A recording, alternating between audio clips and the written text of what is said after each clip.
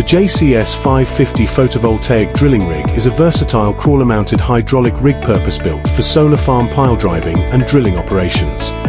Powered by an 85 kW Yuchai engine, it delivers consistent power with 1800J impact energy and a maximum impact frequency of 800 BPM.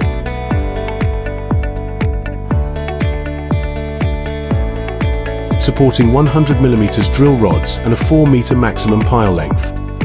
Its standout feature is full 360-degree rotation capability, enabling flexible positioning on uneven terrain.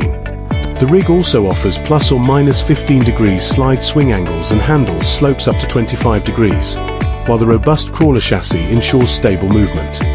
With a total weight of 7,232 kilograms and a compact transport size of 5,670 by 2,375 by 1980 millimeters, it combines power, maneuverability, and efficiency for diverse photovoltaic construction tasks.